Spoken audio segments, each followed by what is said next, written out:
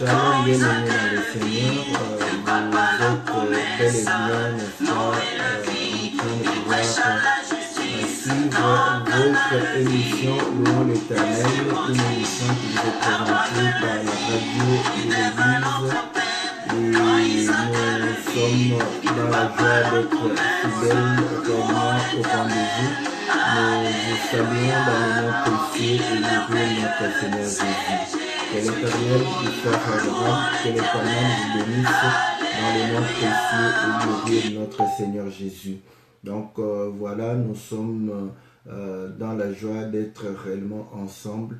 Que l'Éternel puisse réellement accorder toutes choses, n'est-ce pas, à tous ceux qui sont fidèles à sa parole. Nous sommes dans la joie de pouvoir disposer ce temps pour pouvoir communier ensemble, pour pouvoir partager la parole du Seigneur, l'amour de notre Dieu. Et cela réellement est un moment de privilège. Voilà pourquoi nous vous saluons chaleureusement de la part de notre Seigneur. Que Dieu vous soit favorable. C'est votre mission Louons l'Éternel, présentée par votre serviteur, le pasteur Philippe Mukenge. Donc, nous sommes là pour pouvoir réellement parler, n'est-ce pas, des choses de Dieu. Et nous sommes en train de célébrer la vie avec le cantique de notre bien-aimé, le prophète Billy Bilolo. Donc, nous croyons que Dieu nous sera favorable. Aujourd'hui, nous allons essayer de pouvoir parler, n'est-ce pas, de l'attente, parce que nous croyons que c'est ce qui rend la vie merveilleuse. Donc voilà, bien-aimés dans le Seigneur, que le Seigneur puisse réellement nous accorder toutes ces grâces, que Dieu puisse nous assister, que Dieu puisse nous accorder ses bénédictions, qu'il puisse apporter des solutions dans nos vies de tous les jours, car nous croyons qu'il est le Dieu des miracles, il est le Dieu qui accompagne réellement ses enfants. Il a dit, je ne vous abandonnerai point, et je serai avec vous jusqu'à ce que vos cheveux seront blancs. Et il ne nous laisse pas orphelins, et il dit, si vous êtes méchants, vous donnez du pain à vos enfants, à combien plus forte raison l'Éternel nous accorde son esprit ainsi que tout ce dont nous avons besoin. Voilà pourquoi nous voulons que la vie quotidienne de tout un chacun soit réellement assistée par notre Dieu et que la main de l'Éternel puisse t'accorder tout ce dont tu désires, tout ce dont tu as besoin dans le nom puissant et glorieux de notre Seigneur Jésus. Bien-aimés dans le Seigneur, que Dieu nous donne l'entendement au travers de sa parole, car nous croyons que sa parole nous apporte la lumière et cette parole nous donne réellement l'amour de Dieu. Voilà pourquoi nous nous attachons à la parole de Dieu, car c'est sa personne, c'est au travers elle que toute chose a été manifestée. Ainsi, tout ce dont nous désirons est dans la parole. Nous croyons que lorsque nous recevons la parole, nous recevons réellement tout ce qui accompagne la parole, les miracles, la guérison, nous recevons réellement la purification de nos péchés, tout, la sanctification, la délivrance, car nous croyons que Dieu est puissant, il agit, n'est-ce pas, dans la vie de tous ceux qui croient en son nom, de tous ceux qui acceptent sa parole. Que l'Éternel puisse réellement nous bénir davantage. Comme vous le savez, c'est l'émission Louons l'Éternel et nous devons célébrer, louer Dieu. Mais nous louons Dieu, n'est-ce pas, dans son sanctuaire. Nous devons louer Dieu dans l'étendue où éclate réellement sa gloire. Donc nous comprenons que lorsque vous êtes dans les ténèbres, vous ne pouvez pas louer Dieu. Israël s'est retrouvé à Babylone et on demandait à ceux qu'ils chantent des cantiques de Sion pour célébrer Dieu. Ils ont dit, comment pouvons-nous célébrer Dieu dans un pays étranger, dans une terre étrangère, et pourtant Dieu nous avait promis de pouvoir réellement demeurer dans la terre promise, dans la terre qu'il avait promise à Abraham. Donc vous allez comprendre que ils ont compris que tant qu'ils étaient esclaves, ils ne pouvaient pas célébrer Dieu. C'est comme ça que nous disons, dans l'ignorance, nous ne pouvons pas célébrer Dieu, même si vous allez chanter le nom de Yahweh, mais l'Éternel va vous reprocher, comme il a fait avec Israël, que ce peuple m'honore des lèvres, mais son cœur est éloigné de moi. Donc le principe, c'est de pouvoir réellement adorer Dieu, n'est-ce pas, en ayant réellement la lumière de la parole, la lumière de ce que nous disons, en ayant connaissance de ce que nous sommes en train de pouvoir déclarer à Dieu. Donc, nous saluons tous les bien-aimés qui sont réellement connectés. Nous saluons le bien-aimé Hugo de Amessi en France, du côté près de la Suisse. Nous saluons la sœur Calice du Pays-Bas. Nous saluons le bien-aimé Jean du Canada. Nous saluons les bien-aimés de Paris, de Dijon, la sœur Déborah. Nous saluons réellement ceux de Belgique et ceux d'Afrique. Que le Seigneur vous soit très très favorable. Que le Seigneur puisse vous accorder réellement tout ce dont vous avez besoin. Et comme nous le disons toujours dans le principe de l'émission Louons l'Éternel, c'est une émission où nous venons, nous partageons la parole de Dieu tout autour d'un cantique, car nous croyons que le cantique est à l'honneur de Dieu. Et ainsi, lorsque nous avons un cantique, nous allons aussi pouvoir voir si ce cantique honore Dieu, si ce cantique élève réellement le nom de notre Seigneur. Voilà pourquoi nous avons toujours l'habitude d'écouter un morceau et après quoi nous revenons pour pouvoir partager la parole du Seigneur. Écoutons et après quoi nous allons revenir dans notre studio pour pouvoir réellement parler de la part du Seigneur. Que Dieu vous bénisse.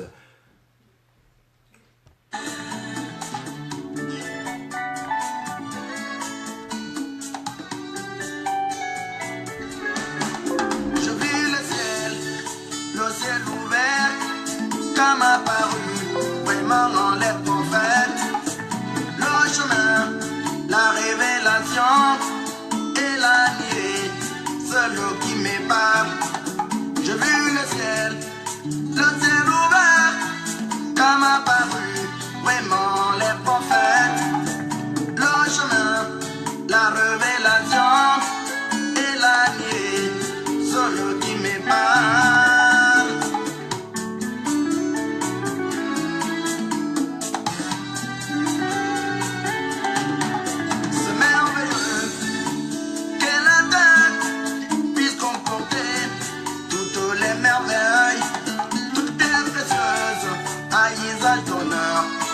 Soit enfoui vraiment dans son sein. C'est merveilleux que la terre puisse comporter toutes les merveilles, toutes les précieuses haïs à ton honneur. Soit enfoui vraiment dans son sein. C'est merveilleux la vie. Oh, c'est merveilleux, merveilleux, c'est merveilleux, vraiment c'est merveilleux. Les noms d'Adam.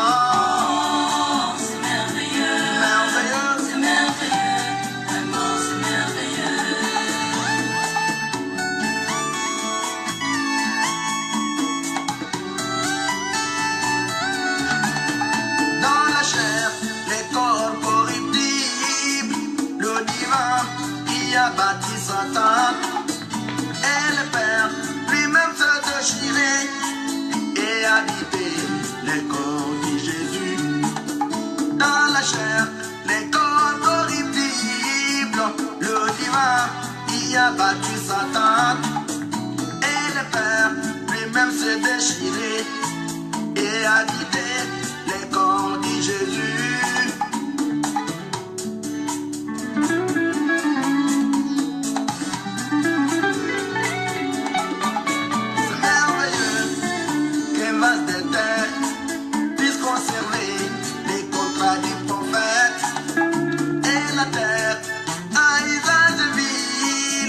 Agave l'Éternel.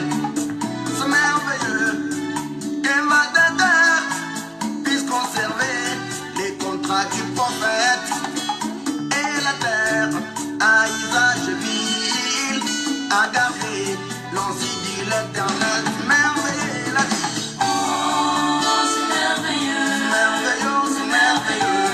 Vraiment, c'est merveilleux. Les noms de Jésus. Oh, c'est merveilleux. C'est merveilleux, c'est merveilleux. Vraiment, c'est merveilleux.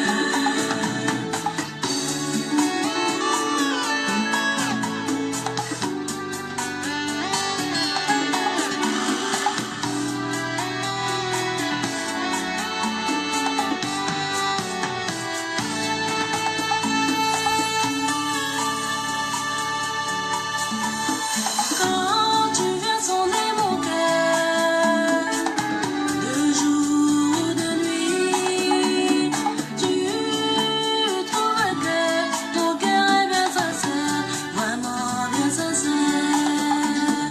Quand tu viens sonner mon cœur, de jour ou de nuit, tu trouves que mon cœur est bien sincère, vraiment bien sincère. Tu trouves que mon cœur est bien sincère, vraiment bien sincère.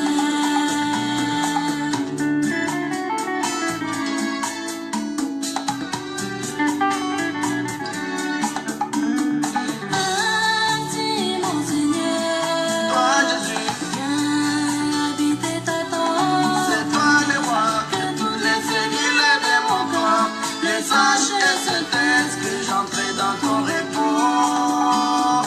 Ainsi, mon Seigneur, Toi ma vie, viens habiter ta tente. c'est toi le roi, que toutes les cellules de mon corps les sachent et se taisent que j'entrais dans ton repos. Que toutes les cellules de mon corps les sachent et se taisent que j'entrais dans ton repos. C'est merveilleux la vie.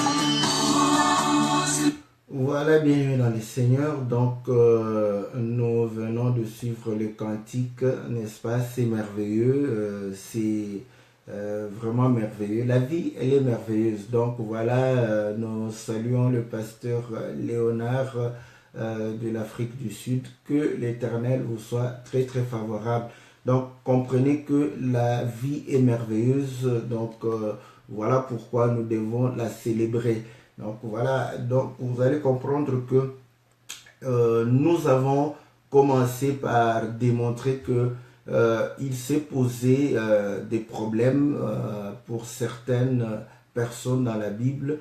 On avait pris le cas de Job, on avait pris le cas de Jérémie. À un certain moment, ils se sont posé la question pourquoi ils sont réellement nés. Donc voilà, nous avons pu répondre pour dire que voilà, celui qui a réellement maudit son jour de naissance, c'était parce qu'il faisait face, n'est-ce pas, à la souffrance. Et comme nous croyons que le prophète ne parle pas de lui-même, comme la Bible le dit, lorsque Philippe a rencontré l'eunuque éthiopien, celui-ci lui a posé la question de savoir si le prophète parlait de lui-même ou de quelqu'un d'autre. Et il va pouvoir lui dire qu'il parlait du Seigneur Jésus. Et le Seigneur lui-même, devant ses disciples, quand ils ne comprenaient pas la parole, le Seigneur leur a expliqué la parole au travers la loi, les prophètes et les psaumes, pour parler en ce qui le concernait. Donc, vous allez comprendre une chose que lorsque nous disons tout ceci, n'est-ce pas, nous parle du Seigneur. Et ainsi, nous comprenons que la Bible démontre que le Seigneur, bon, le jour où le Seigneur est né, ce n'est certainement pas le 25 décembre.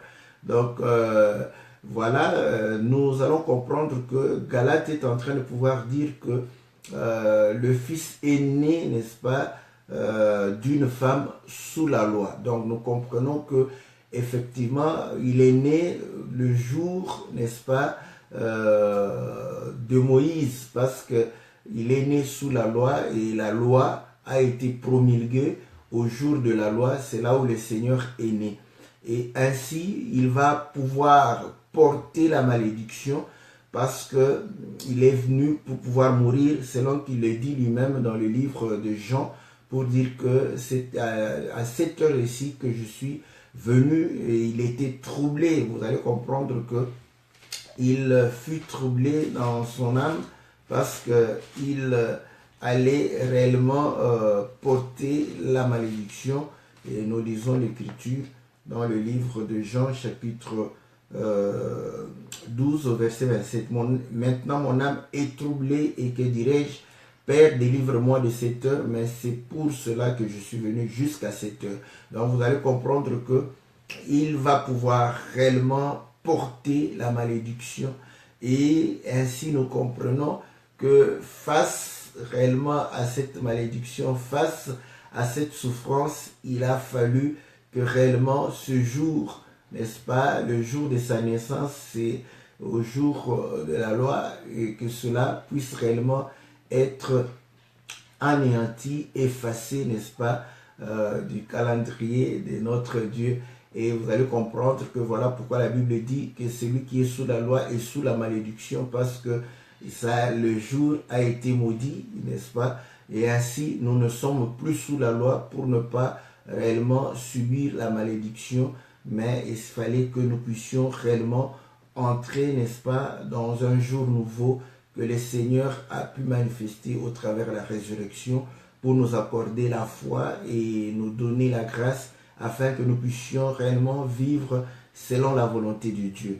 Donc voilà, c'est par là où nous avons compris que lorsque vous n'avez pas connu le Seigneur, lorsque vous n'avez pas reçu, n'est-ce pas, la lumière de la parole dans votre vie, donc nous vous conseillons de ne pas fêter vos anniversaires parce que vous êtes en train de fêter, n'est-ce pas, l'approche de ta perte, parce que comme il a dit à Judas qu'il ne fallait pas même qu'il fût né. Donc vous allez comprendre que parce qu'il était fils de la perdition. Donc maintenant, ceux qui croient au Seigneur, ceux-là peuvent se réjouir de la vie parce que ils sont sur la terre pour pouvoir manifester la vraie vie, pour pouvoir glorifier le Seigneur au travers réellement leur manière de pouvoir vivre et leur manière de pouvoir faire les choses. Donc voilà, c'est là où nous avions dit que nous qui avons connu le Seigneur, célébrons la vie. Et la vie, ce n'est pas le fait de pouvoir respirer l'oxygène et de pouvoir rejeter le CO2. Donc voilà pourquoi ceux qui croient que l'Écriture qui dit que tous ceux qui respirent louent l'Éternel, cela concerne tous ceux qui peuvent réellement respirer avec leurs poumons. Nous disons non, parce que là-bas on n'a pas dit les humains qui respirent louent l'Éternel, on dit tous ceux qui respirent louent l'Éternel. Et nous croyons que nos chats, nos chiens, nos bœufs ne savent pas louer Dieu, n'est-ce pas? Donc nous comprenons que c'est celui qui a reçu le souffle de vie, celui qui a reçu le Saint-Esprit, parce que l'Esprit de Christ vivifie. Donc nous comprenons que c'est celui-là qui respire et c'est celui-là qui peut louer Dieu, qui peut célébrer Dieu, parce qu'il a reçu la vie. Donc, bien aimé dans le Seigneur, comprenez que si vous n'avez pas encore reçu le Seigneur dans votre vie, si vous n'avez pas la lumière de la parole dans votre vie, vous êtes malheureux. Donc, nous vous conseillons de pouvoir réellement vous détourner de cette voie et de pouvoir chercher le Seigneur pendant qu'il est temps. Donc, et la fois passée, nous avons vu qu'effectivement, le bien-aimé dit que les trésors, les pierres précieuses ont été enfouis, n'est-ce pas, dans la terre, et que le contrat, n'est-ce pas, le vase détenait le contrat du prophète. Et nous avons vu qu'il y avait deux contrats, un qui était roulé et un autre qui était ouvert. De telle sorte que nous avons compris que lorsque la parole vient en nous, nous devons avoir, n'est-ce pas, la loi et le témoignage. Donc, parce que le rouleau Et c'était selon la loi. Comme la Bible dit que dans le rouleau du livre, il est question de moi. Donc nous comprenons que c'est selon la loi. Donc on a la loi et on a l'explication. Ça a toujours été ainsi. Vous allez comprendre que lorsque le Seigneur parla à Pharaon, il a fallu que Pharaon ait l'explication parce que Pharaon avait le songe, mais il n'avait pas l'explication. Lorsque il a reçu l'explication, c'est ainsi que la mort qui devrait peser sur le peuple a été détournée parce que Joseph a apporté la solution pour pouvoir parer à la famine qui devrait réellement s'abattre dans le pays. Nous voyons encore Daniel qui, lui, Dieu lui a fait grâce de pouvoir retrouver le songe et pouvoir donner son explication. Donc nous disons, pour que réellement la parole de Dieu puisse réellement agir en toi, il faudrait que tu aies, n'est-ce pas, le contrat scellé et le contrat ouvert. Ceci est important. Pourquoi? Parce que vous allez comprendre que aujourd'hui, beaucoup de gens veulent avoir la révélation. Or, la révélation ne peut pas aller à l'encontre de ce qui est écrit, de ce qui a été scellé dans l'Écriture. Et ainsi, nous ne croyons pas que la révélation doit être plus forte que l'Écriture. Donc, voilà pourquoi nous disons que toute révélation doit avoir un soubassement scripturaire. Donc, s'il n'y a pas d'écrits qui soutiennent la révélation, nous comprenons que cela n'est pas conforme, n'est-ce pas, à la prophétie. Il faudrait que la révélation soit confirmée par les Écritures. Donc, voilà pourquoi lorsque nous venons, nous parlons, nous devons toujours avoir un soubassement des Écritures pour pouvoir réellement poser notre révélation, poser réellement l'interprétation, l'explication, n'est-ce pas, sur base des écrits. Voilà, donc aujourd'hui vous allez comprendre que nous allons réellement pouvoir parler de cette partie où il dit que voilà, viens habiter dans ta tente, que toutes les cellules de mon corps puissent comprendre et entendre, afin que réellement je puisse entrer dans ton repos. Donc voilà, c'est à cela que nous voulons réellement parler aujourd'hui.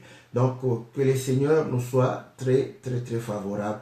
Nous avions dit ceci, vous allez comprendre que la vie, n'est-ce pas, c'est la parole. Parce que la Bible dit dans le livre de Jean au chapitre 1, au commencement était la parole et la parole était avec Dieu. La parole était Dieu. Elle était au commencement avec Dieu. Toutes choses ont été faites par elle et rien de ce qui a été fait n'a été fait sans elle. En elle était la vie. Est-ce que vous comprenez? Et la vie était la lumière des hommes. Voilà la vie dont nous sommes en train de pouvoir parler. Nous sommes en train de pouvoir réellement célébrer. Donc vous allez comprendre que la parole, n'est-ce pas, c'est elle qui contient la vie. Donc, et ainsi le Seigneur, lorsque un de ses disciples voulait aller enterrer son père, il va dire, laissez les morts enterrer leurs morts, pour démontrer que si vous n'avez pas la parole, vous ne pouvez pas avoir la vie, n'est-ce pas? Donc nous comprenons que pour pouvoir jouir de la vie, célébrer la vie, il faudrait que la vraie vie puisse réellement, n'est-ce pas, vous être accordée. Donc nous comprenons que ceux qui n'ont pas cette vie ne peuvent pas se réjouir. Normalement, ils ne doivent pas se réjouir. Malheureusement, c'est lorsque quelqu'un passe dans des moments difficiles, lorsqu'il n'a pas d'argent, il n'a pas un logement, il n'a rien, lorsqu'il souffre, c'est là où il croit que c'est ça la souffrance. Nous disons que vous soyez chrétien ou pas, vous allez subir une telle souffrance. La vie n'est pas totalement rose. Vous allez comprendre que si vous êtes, bon, comme on dit, d'une classe moyenne, donc il y a des hauts et il y a des bas, voilà. Donc, la vie est difficile. Même les riches souffrent. Mais bon, vous avez l'impression qu'il ne souffre pas parce qu'il vous donne une image d'être bien, d'être réellement à l'aise. Voilà pourquoi vous vous nourrissez de cette image extérieure et vous vous nourrissez de ce qu'il vous présente. Mais il souffre énormément. C'est pour cette raison que vous allez voir toutes les célébrités qui sont connues là. Parfois, ils passent dans des dépressions, ils vont pouvoir réellement chercher à pouvoir parfois se suicider. Comment vous pouvez vous demander qu'un homme qui a des moyens et puisse se suicider? Parce que la vie n'est pas facile. Vous allez comprendre, ils ont leurs soucis, ils ont leurs préoccupations. Quand vous êtes célèbre, vous devrez gérer cette célébrité. C'est aussi un souci. Vous êtes président, vous allez moins dormir, vous allez vite vieillir. Je prends pour exemple Obama. Vous allez comprendre que voilà. Merci bien aimé pour la question. Je vais répondre à cela après. Donc vous allez comprendre qu'il a vieilli vite, mais cependant il avait le pouvoir. Donc nous comprenons que ceux qui ont l'argent, ils ont leurs problèmes. Ils ont des problèmes, peut-être que pas de problème financier, pas de problème matériel, pas de problème de bien-être par rapport aux choses, aux biens, n'est-ce pas? Mais ils ont peut-être des problèmes psychiques, des problèmes. Donc vous allez comprendre que la vie n'est pas facile. Donc la vie est difficile pour tout le monde. C'est ça ce que nous sommes en train de pouvoir dire que. Mais cette souffrance, elle est naturelle. Elle est naturelle pour tout le monde. Voilà. Donc, mais écoutez, c'est là où nous disons que quand vous recherchez la vie pour l'éternité, vous allez comprendre que effectivement le manque de cette vie, c'est un problème. C'est ce que le jeune homme riche a compris. Il était riche, est-ce que vous comprenez? Il était encore pieux parce qu'il respectait la loi, mais il n'avait pas la vie. Il n'avait pas la vie. Voilà pourquoi il est venu vers le Seigneur pour lui poser la question, que ferais-je pour avoir la vie éternelle? Donc, vous voyez, au-delà des problèmes matériels, il avait un problème spirituel. Il avait besoin de la vie pour l'éternité. Mais son problème, c'est quoi? Lorsque le Seigneur a compris que cet homme, oui, bien quoi qu'il cherche la vie, mais il ne peut pas accepter de pouvoir avoir la vie éternelle et perdre les avantages de cette vie quotidienne. Donc vous allez comprendre que le Seigneur veut véritablement que nous puissions comprendre que la vie qui va passer ici n'est rien. La vie qui est quelque chose, c'est la vie pour l'éternité. Or, écoutez, quand on me pose la question, à la loi et au témoignage, c'est quoi? Donc, nous disons ceci. Vous allez comprendre que dans la loi, il était dit, parce qu'il y a une écriture où le Seigneur lui-même fait référence à cela. Je cherche l'écriture. Voilà. Nous devons être dans Jean, toujours chapitre. Voilà, chapitre 8. Jean chapitre 8, la Bible dit ceci. Je commence au verset 12. Jésus leur parla de nouveau et dit: Je suis la lumière du monde. Celui qui me suit ne marchera pas dans les ténèbres, mais il aura la lumière de la vie. Là-dessus, les pharisiens lui dirent: Tu rends témoignage de toi-même, ton témoignage n'est pas vrai. Jésus leur répondit: Quoique je rends témoignage de moi-même, mon témoignage est vrai, car je sais d'où je suis venu et où je vais. Mais vous, vous ne savez d'où je viens ni où je vais. Vous jugez selon la chair, mais moi je ne juge personne. Et si je juge, mon jugement est vrai, car je ne suis pas seul, mais le Père qui m'a envoyé est avec moi. Il est écrit dans votre loi que le témoignage des deux hommes est vrai. Je rends témoignage de moi-même et le Père qui m'a envoyé rend témoignage de moi. Donc, vous allez comprendre, je crois, l'écriture, je crois que c'est l'écriture de Ésaïe, dans le livre d'Ésaïe, Ésaïe chapitre 8, je commence au verset 19. Si l'on vous dit, consultez ceux qui évoquent les morts et ceux qui prédisent l'avenir, qui poussent des sifflements et des soupirs, répondez, un peuple ne consultera-t-il pas son Dieu? S'adressera-t-il aux morts en faveur des vivants? À la loi et au témoignage, si l'on ne parle pas ainsi, il n'y aura point d'aurore pour le peuple. Il sera errant dans le pays, accablé et affamé. Quand il aura faim, il s'irritera, maudira son roi et son Dieu, et tournera les yeux en haut, puis il regardera vers la terre, et voici, il n'y aura que détresse, obscurité et de sombres angoisses. Il sera repoussé dans l'épaisse ténèbres. Donc vous voyez que la Bible démontre que pour que le peuple ait la lumière, il faudrait que ce soit à la loi et au témoignage. Et ainsi, ça a commencé pour pouvoir exhorter le peuple, pour leur dire que est-ce que vous allez consulter ceux qui évoquent les morts? Vous allez consulter ceux qui prédisent l'avenir. Écoutez, au moment où Saoul fut rejeté, Saoul va vouloir consulter Dieu. Il va prier, il va pouvoir aller chez le prophète, mais Dieu ne va pas lui répondre. Et Saoul va aller, n'est-ce pas, vers une femme qui évoque les morts. Donc, vous allez comprendre qu'il avait besoin de pouvoir comprendre s'il fallait aller en guerre ou pas. Vous voyez? Donc, il devrait consulter Dieu. Mais comme Dieu ne lui répondait pas, il est allé consulter, n'est-ce pas, une femme qui évoque les morts. Et le Seigneur est en train, dans les livres d'Ésaïe, de pouvoir dire que est-ce que vous allez consulter ceux qui évoquent les morts ou bien vous allez consulter votre Dieu? Écoutez maintenant, quand Israël consultait l'Éternel, qu'est-ce qui s'est passé? Ils allaient chez le prophète, ils exposaient, n'est-ce pas, leurs problèmes par rapport au prophète.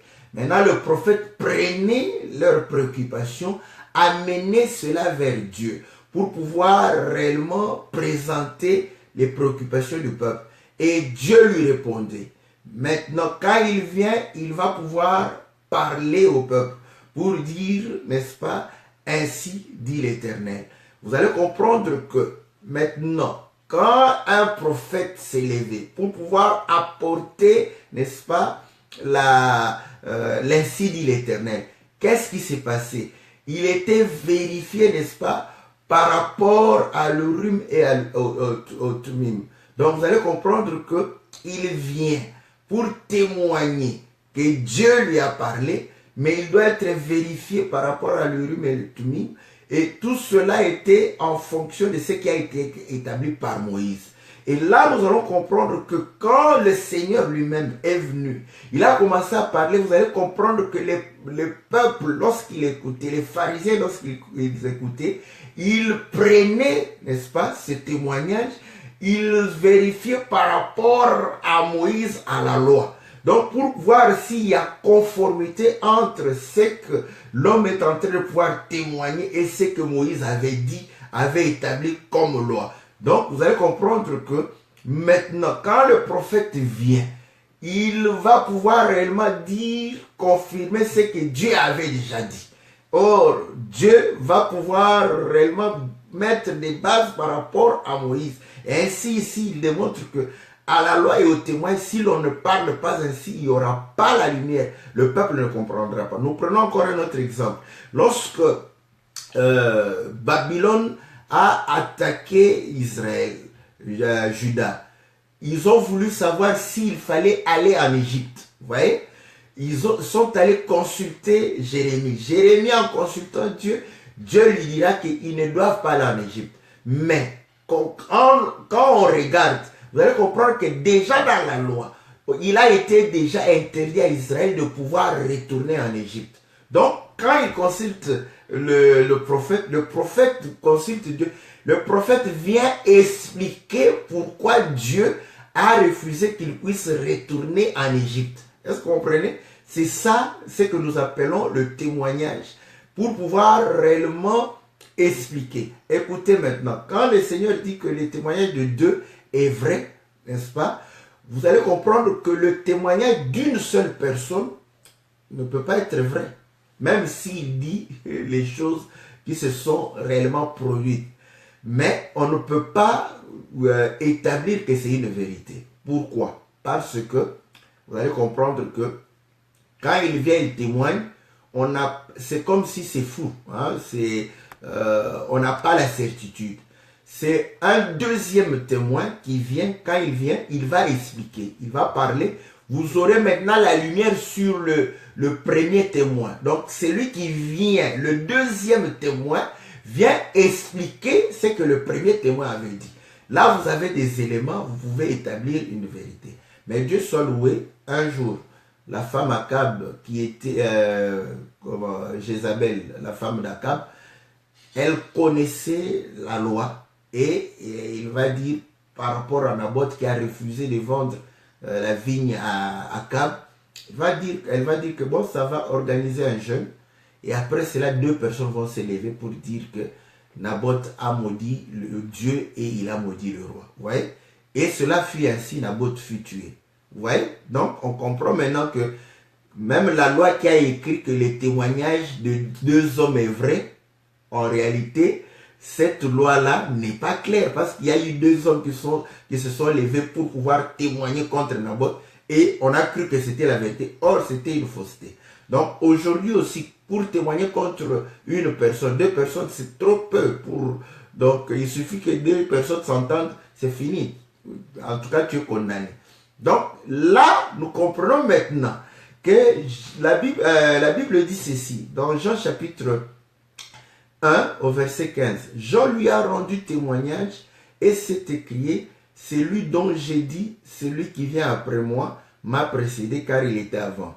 Et nous avons tous cru de sa plénitude, nous avons tous reçu de sa plénitude grâce pour grâce. Car la loi a été donnée par Moïse, la grâce et la vérité sont venues par Jésus-Christ. Donc vous voyez, vous allez comprendre que la loi, n'est-ce pas, la loi, n'est-ce pas,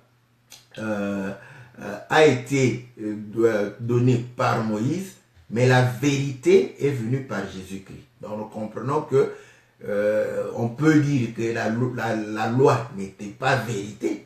Pourquoi? Mais est-ce que nous tous nous sommes là, on ne va pas dire que la loi n'est pas vérité, mais la loi est établie comme vérité par le témoignage de Jésus.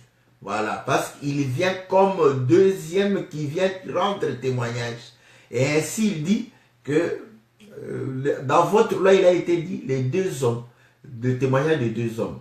Le Père rend témoignage, moi aussi. Bon, quand vous lisez en français au présent, vous allez croire que bon, celui-ci est mon fils bien-aimé en qui j'ai placé tout mon... C'est aussi ça, nous disons Amen. Mais écoutez, lorsque le Seigneur parla que celui-ci est mon fils bien-aimé, en qui j'ai placé toute mon affection, tous les hommes n'avaient pas entendu cette parole. Parce qu'il n'y avait que Jean qui avait entendu la parole. C'était à Jean que Dieu a dit. Parce que Jean ne savait pas qui était celui qu'il était en train de pouvoir annoncer. Lisons dans le livre de 1 Jean chapitre 1 toujours au verset 29. Le lendemain, il vit Jésus venant à lui, il dit, voici l'agneau de Dieu qui ôte le péché du monde. C'est celui dont j'ai dit, après moi vient un homme qui m'a précédé car il était avant. Je ne le connaissais pas, mais c'est afin qu'il fût manifesté à Israël que je suis venu baptiser d'eau. Jean rendit ce témoignage, j'ai vu l'Esprit. Voilà, Jean a rendu ce témoignage. J'ai vu l'Esprit descendre du ciel comme une colombe et s'arrêter sur lui. Et je ne le connaissais pas, mais celui qui m'a envoyé baptiser d'eau, celui-là m'a dit, c'est lui sur qui tu verras l'Esprit descendre et s'arrêter, c'est celui qui baptise du Saint-Esprit. J'ai vu et j'ai rendu témoin qu'il est le Fils, n'est-ce pas, de Dieu. Donc vous allez comprendre, c'est à Jean qu'on a donné le signe. Et c'est Jean qui a vu et entendu. Il a rendu témoignage. Or, Jean était prophète. Donc, vous allez comprendre que Dieu parle au travers le prophète. Ainsi, nous comprenons que quand le Seigneur dit que le Père rend témoignage, donc il rend témoignage au travers le prophète. Et Jean chapitre 1 au verset 45. Philippe raconta à Nathanaël et lui dit, nous avons trouvé celui de qui Moïse a écrit dans la loi et dont le prophète ont parlé, Jésus de Nazareth, fils de Joseph. Donc nous comprenons que le Père qui rend témoignage par le prophète, donc le témoignage du Père, c'est ainsi dit l'Éternel. Le témoignage du Père, c'est la loi. La loi, le psaume et les prophètes. C'est le témoignage du Père. Et quand le Seigneur vient, il vient comme un deuxième témoin. Voilà pourquoi il est la vérité. Parce qu'il vient éclairer, n'est-ce pas, ce qui a été établi comme ordonnance, comme règle, comme précepte. Donc, nous comprenons que maintenant, à la loi et, n'est-ce pas, au témoignage, nous allons comprendre que cela voudrait dire, n'est-ce pas, que la loi, c'est la lettre. Nous prenons une écriture hein, dans le livre de 2 Corinthiens chapitre 3. Au verset, je commence au verset 3. Vous êtes manifestement une lettre de Christ écrite par notre ministère, non avec de l'encre, mais avec l'Esprit du Dieu vivant, non sur des tables de pierre, mais sur des tables de chair, sur les cœurs. Cette assurance, nous l'avons par Christ auprès de Dieu. Ce n'est pas à dire que nous soyons par nous-mêmes capables de concevoir quelque chose comme venant de nous. Notre capacité, au contraire, vient de Dieu. Il nous a aussi rendu capables d'être ministres d'une nouvelle alliance, non de la lettre, mais de l'esprit, car la lettre tue, mais l'esprit vivifie. Donc, nous comprenons que l'ancienne alliance, c'était l'alliance de la lettre. La nouvelle, c'est l'alliance de l'esprit. Écoutez maintenant. Or, si le ministère de la parole, le ministère de la mort gravé avec des lettres sur des pierres a été glorieux. Or, vous allez comprendre que ce qui a été écrit sur des pierres, c'était la loi. Voilà, il dit des lettres gravées. Voilà pourquoi il veut démontrer que la loi, c'est la lettre. Or, il dit la lettre tue, mais l'esprit vivifie. Donc, nous comprenons que nous devons, n'est-ce pas, réellement, pour avoir la vie, avoir et la lettre et son esprit. Voilà. Maintenant, écoutez ce que Pierre est en train de pouvoir nous exhorter. Dans le livre de 2 Pierre chapitre 1 au verset 20. Sachant tout d'abord vous-même qu'aucune prophétie de l'Écriture ne peut être un objet d'interprétation particulière. Car ce n'est pas par une volonté d'homme qu'une prophétie a jamais été apportée, mais c'est poussé par le Saint-Esprit que des hommes ont parlé de la part de Dieu. Ouais. Donc, nous comprenons maintenant qu'ils ont parlé, mais leur langage était compliqué, flou, n'est-ce pas? Voilà pourquoi eux-mêmes, lorsqu'ils recevaient, ils étaient en train de demander des explications. Or, Dieu dit au travers Moïse, pour Aaron et Marie, pour dire que quand il y aura un prophète, il va parler par vision et par des songes. Mais toi-même, quand tu reçois un songe, tu as besoin d'explications. Même si tu as vu des autres, tu t'es vu toi-même, tu connais que c'est toi. Tu as vu ton conjoint, tu as vu, n'est-ce pas, tes enfants. Mais pourquoi tu demandes encore une explication? Parce que tu sais qu'un songe a besoin toujours d'une explication, afin que tu puisses avoir la lumière. Voilà pourquoi la Bible dit que à la loi et au témoin, si l'on ne parle pas ainsi, il n'y aura point d'aurore. Donc, voilà, le bien-aimé dit, c'est la même, oui, le corbeau, le corbeau, c'est lui qui, c'est comme la loi, donc on n'a pas de précision. La colombe apporte une précision. Donc, effectivement, c'est ça, n'est-ce pas, comme le bien-aimé est en train de pouvoir le dire. Maintenant, vous allez comprendre une chose, que la vie, elle est merveilleuse lorsque le Seigneur, n'est-ce pas, habite en nous. Parce que c'est lui qui est la vie. Voilà. Voilà pourquoi, quand il vient habiter en toi, c'est que tu as la vie avec toi. c'est que tu peux célébrer la vie. C'est que tu peux te réjouir de la vie. Mais comment le Seigneur peut habiter en toi si toi, tu vis? Voilà pourquoi il dit que viens habiter dans ta tente, n'est-ce pas? Que toutes les cellules de mon corps le sachent et puissent réellement reconnaître, hein, afin que je puisse entrer dans ton repos. Donc, vous allez comprendre que Dieu, parce que le problème est que nous devons entrer dans le repos de Dieu. Écoutez, donc nous devons entrer dans le repos de Dieu. Or, Dieu se repose, non pas parce qu'il est fatigué, mais Dieu se repose car il achève, n'est-ce pas, son œuvre. Donc, c'est à ce moment-là que Dieu se repose. Mais ainsi, nous sommes allés, n'est-ce pas, dans la création. Vous verrez que le premier jour, le deuxième, le troisième, le quatrième, le sixième jour, il va travailler. Le septième jour, Dieu va pouvoir constater que son œuvre est achevée. Voilà pourquoi il signe, parce que c'est la signature. Le septième jour, s'il y a un travail, c'est de pouvoir signer que voilà, tout est achevé. Donc il reconnaît que non, voilà l'œuvre parfaite. Il entre dans son repos. Parce que le repos de Dieu, c'est la perfection. Donc vous voyez, maintenant, pour que nous puissions entrer dans le repos de Dieu, vous voyez, donc nous devons pouvoir réellement entrer, n'est-ce pas, dans la perfection de Dieu. Or, écoutez, nous sommes dans une chair faillible, corruptible, n'est-ce pas, dans ce qui est réellement faible. Voilà. Mais comment Dieu peut venir se reposer en nous si nous manifestons réellement des faiblesses en nous? Voilà. Donc, voilà, on dit, devions-nous ainsi dire que l'ancienne alliance est expliquée par la nouvelle alliance?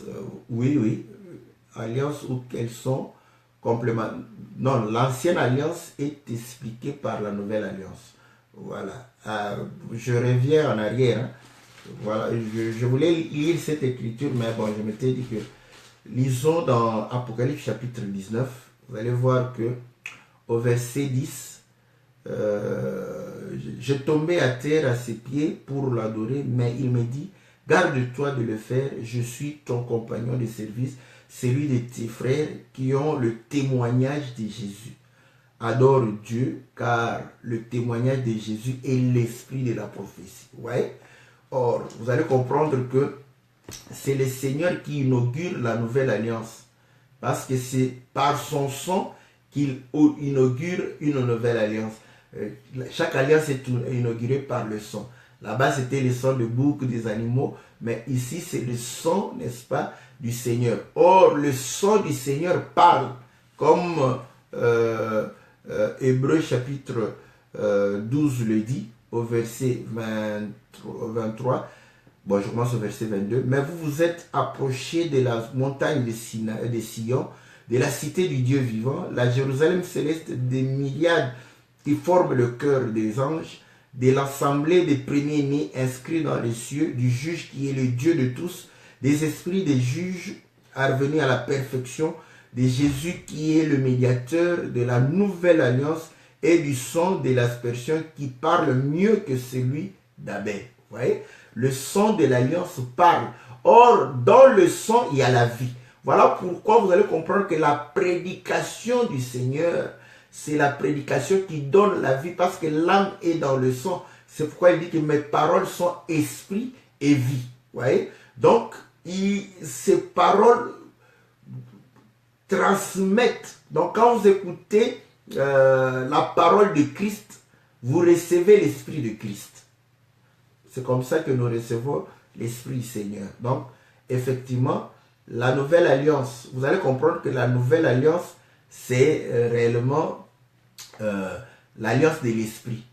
Et ainsi, la nouvelle alliance ne commence pas avec Matthieu, ni avec Actes. Parce que quand nous lisons une écriture, n'est-ce pas, dans ce que Louis II a appelé Ancien Testament, lorsque nous sommes en train de pouvoir rendre témoignage de Jésus, vous voyez, par rapport à cette écriture-là, nous avons l'esprit de la prophétie. Donc, vous voyez, c'est ça la nouvelle alliance. C'est ainsi que moi je crois que la nouvelle alliance commence de Genèse jusqu'à Apocalypse.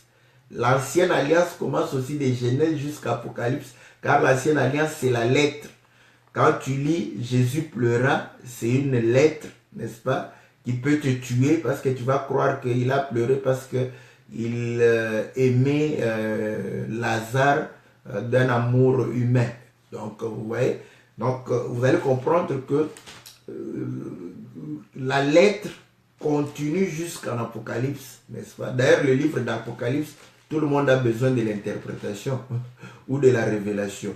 Donc, vous voyez, c'est un livre qui est dans un Nouveau Testament, mais qui demande une interprétation. Maintenant, lorsque Paul dit, par exemple, que le soleil ne se couche pas sur votre colère, vous croyez que c'est simple comme bonjour, c'est clair. C'est pas clair. Je vais te montrer que ce n'est pas clair. Maintenant, je me fâche le matin. Donc, je peux garder ma colère jusqu'au coucher du soleil. Donc, je n'ai pas péché selon l'Écriture. Parce que ce qui nous est recommandé, que le soleil ne se couche pas. Maintenant, tout au long de cette période, je peux me fâcher contre toi, exercer ma colère, tout ça, jusqu'au coucher du soleil. Vous voyez?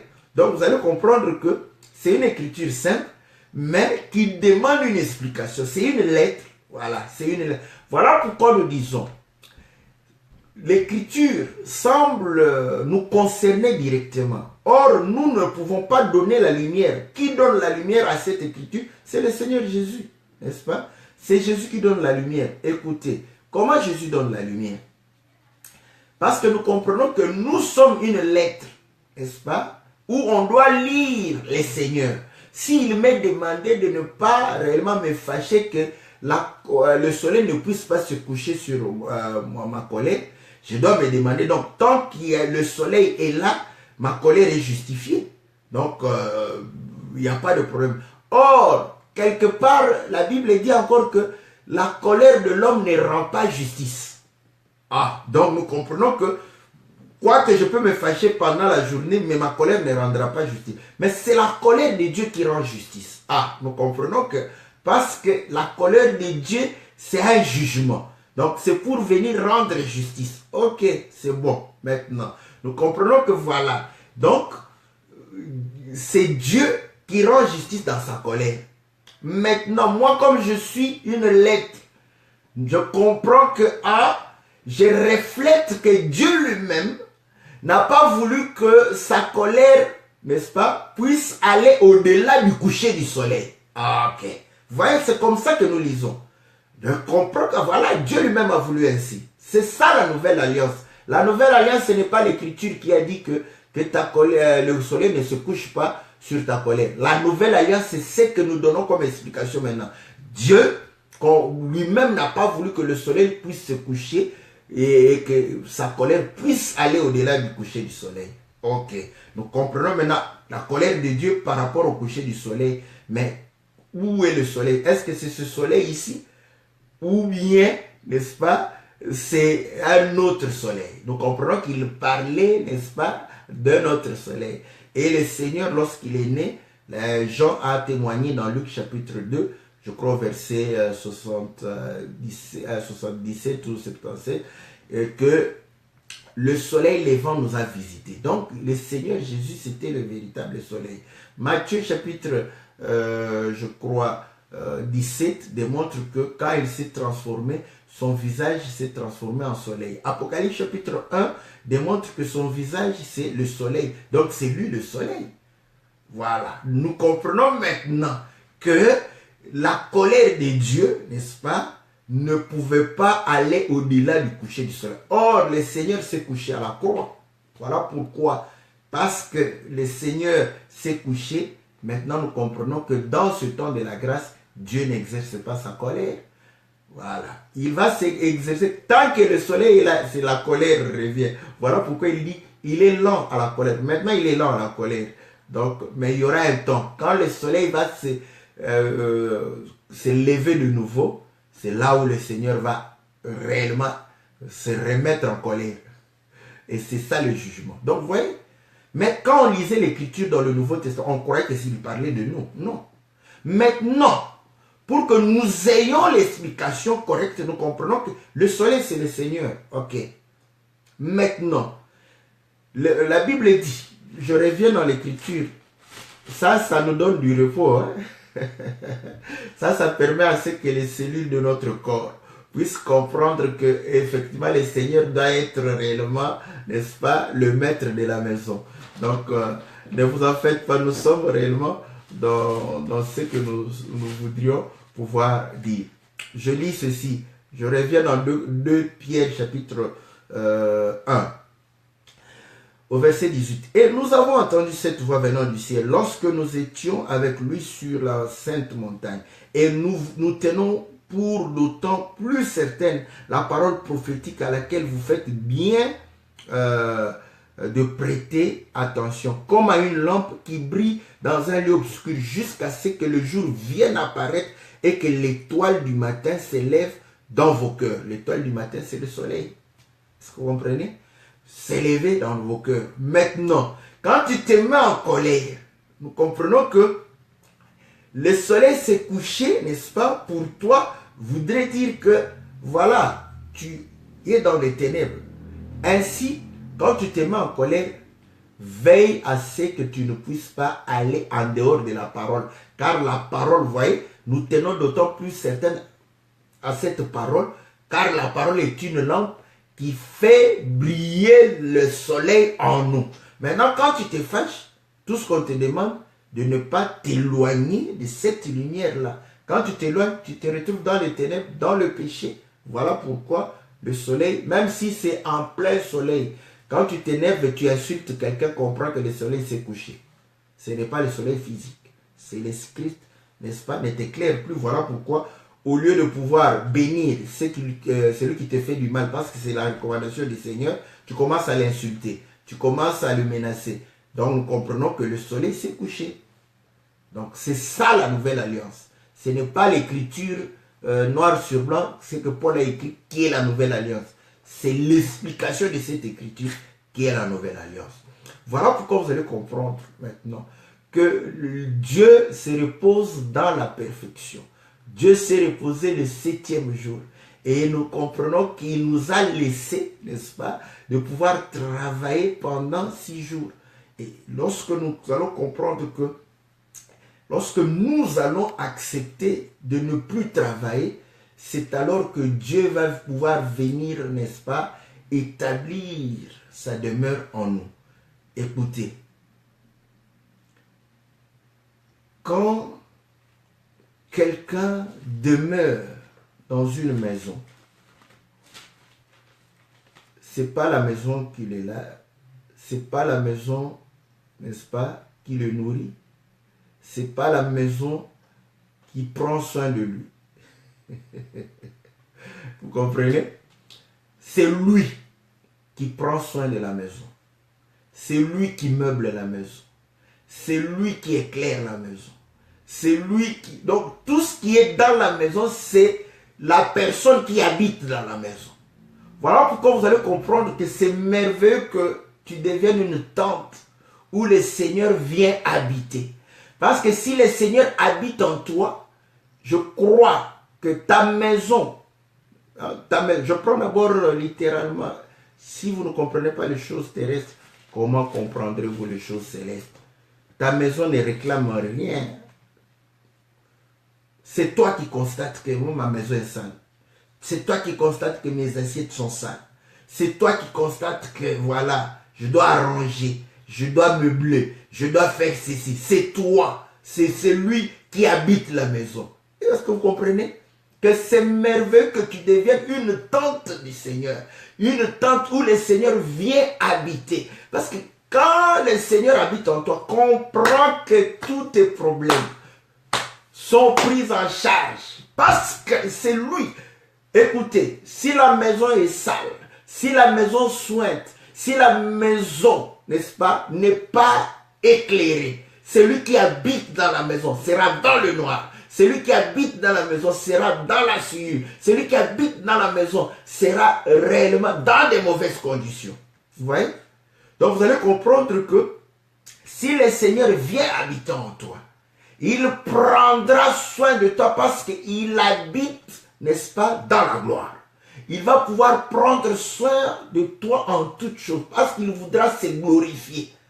Nous tous, nous voulions que nos maisons soient réellement présentables. Quand nous recevons des invités, nous voulons qu'ils voient que nos maisons, mais ce sont des maisons qui vont passer. Mais toi qui es la maison de l'Éternel, comment, à plus forte raison, Dieu ne prendra pas soin de... Mais le problème que tu sois une maison où l'Éternel habite. Voilà pourquoi le Seigneur a dit à Israël, parce que vous me rejetez, votre maison sera une ruine. Parce que le propriétaire de la maison est parti. Il ne prend plus soin de la maison. La maison tombe en ruine à cause simplement de l'absence du propriétaire. Fais l'expérience, tu laisses ta maison 20 ans. Quand tu reviens, ça sera une ruine. Pourquoi? Parce que personne n'y a habité. Une maison qui n'est pas habitée, c'est une maison qui est appelée à pouvoir réellement tomber en ruine. Mais une maison habitée, c'est une maison, n'est-ce pas, qui va pouvoir demeurer. Bon, le problème est que il faut que tu sois habité par le Seigneur. Parce que si tu es habité par le diable va détruire. Vous voyez, ça dépend du propriétaire. Donc vous allez comprendre une chose que, voilà pourquoi le bien-aimé chante pour dire que c'est merveilleux, n'est-ce pas, que je sois une tente, n'est-ce pas, du Seigneur, afin que le Seigneur vienne habiter en moi. Quand le Seigneur habite en toi, je te dis, tes soucis, parce que tes soucis seront ses soucis. Vous voyez? Écoutez, vous avez dans une maison une vitre qui se brise. Vous croyez que le propriétaire de la maison sera tranquille en train de pouvoir regarder, constater qu'il y a une fenêtre brisée, un vitre qui est brisé. Bon, qu'est-ce que je vais faire? Mais surtout en Europe ici, il aura froid. Vous voyez? Donc il aura des problèmes. Les problèmes de la maison concernent le propriétaire de la maison. Bien aimé dans le Seigneur, je vous en supplie, dans l'amour du Seigneur, acceptons simplement que le Très-Haut vienne habiter en nous. Et c'est ça. Quand tu as faim, c'est que... Écoutez, quand tu as faim, c'est que Dieu a faim. C'est que Jésus a faim. Mais curieusement, toi tu as faim, Jésus n'a pas faim. C'est ça tout le problème. Donc, tout le problème que nous avons, c'est quoi? Nous avons chassé le maître de la maison, de sa propre maison. Maintenant, la maison est en train de tomber en ruine. On est en train de crier. Non, c'est simple comme solution. Ouvre tes portes. Fais entrer le Seigneur. Il va pouvoir prendre soin de toi en toutes choses. Toutes tes préoccupations, tous tes problèmes, tant matériels, financiers, spirituels, sociaux, tout ça, le Seigneur va s'en occuper. Mais toi, laisse le Seigneur habiter en toi. Or, écoutez, c'est là où nous disons, pour que nous soyons vraiment une tente, pour que nous puissions devenir une tente, nous devons mourir. De la même manière, avant que le Seigneur ne soufflât en Adam, Adam n'était qu'un cadavre. Donc, tout ce que le Seigneur veut, que tu puisses mourir, afin qu'il vienne habiter en toi. Et une fois qu'il habite en toi, sois tranquille. Le Seigneur prendra soin de toutes choses. Voilà pourquoi il va arranger sa maison proprement. Il va nettoyer, n'est-ce pas, sa maison à l'intérieur. Voilà pourquoi tu vas comprendre que ton cœur sera le cœur de Dieu. Ainsi, voilà quand le bien-aimé dit, quand tu viens sonner mon cœur, le jour ou la nuit, tu trouves que mon cœur est sincère. Le cœur de l'homme peut être sincère. Il n'y a que le cœur de Dieu qui est sincère. Est-ce que vous comprenez? Mais comment nous pouvons aussi témoigner que notre cœur est... C'est lorsque nous avons réellement le cœur de Dieu. Parce que nous pouvons avoir le cœur de Dieu. Dieu a un cœur. Nous devons avoir son cœur. Si tu as le cœur de Dieu, vous allez comprendre que ce cœur sera sincère. Et dans le cœur de Dieu, vous allez comprendre que ce qui préoccupe Dieu, c'est sa propre personne. Et ainsi, pour se glorifier, Dieu ne t'abandonnera pas parce qu'il s'est glorifié au travers les œuvres. Donc, en toi, tu dois produire les œuvres. On doit voir effectivement cet homme est soutenu par Dieu. Bien-aimés dans le Seigneur, voilà ce à quoi nous avions voulu, n'est-ce pas, partager aujourd'hui avec vous pour que vous puissiez comprendre que effectivement, n'est-ce pas, nous devons accepter, n'est-ce pas, d'être une tente dans laquelle Dieu habite. Et ça, c'est merveilleux. Nous pouvons nous réjouir. Si Dieu habite en toi, c'est que voilà pourquoi on dit réjouissez-vous en tout temps. Pourquoi? C'est la joie, c'est la fête. Dieu en nous, nous célébrons parce qu'il est la vie, nous célébrons la vie. Mais si tu n'as pas Dieu, nous t'interdisons de fêter même ton anniversaire. Nous t'interdisons ça parce que tu es en train de fêter l'approche de la perdition. Mais nous te disons que réellement, que la lumière du Seigneur brille en toi, afin que tu voies la gloire du Seigneur et tu puisses glorifier le Seigneur et que tu puisses te réjouir de la vie que le Seigneur te donne et pouvoir réellement consacrer cette vie pour l'œuvre du Seigneur, parce que vous allez comprendre que quand on est dans la joie, on est réellement disposé à pouvoir communiquer cette joie avec d'autres personnes. Nous saluons tous les bien-aimés qui nous ont été favorables et nous saluons aussi le bien-aimé, le prophète Jean Willy, que le Seigneur lui soit très très favorable. Nous le bénissons car nous croyons aussi que le Seigneur fait grâce que nous soyons bénis au travers ce qu'il lui a donné. Nous saluons, n'est-ce pas, le bien-aimé Jean-Marie de Norvège. Nous saluons les bien-aimés Hugo, n'est-ce pas, de France. Nous saluons tous les bien-aimés de Dijon. Nous saluons, n'est-ce pas, tous ceux qui nous suivent au Congo, en Afrique, tous ceux qui nous suivent en Amérique, tous ceux qui nous suivent du Canada, le frère Olivier, que le Seigneur te soit favorable. La sœur Asta, n'est-ce pas, du Gabon, que le Seigneur te soit favorable. Toutes les salutations à tous les bien-aimés du Gabon. Nous saluons aussi notre bien-aimé Jojo Mascotte, que le Seigneur vous soit favorable. Donc, toutes les salutations à tous ceux qui soutiennent, qui aiment la parole du Seigneur et qui soutiennent cette œuvre.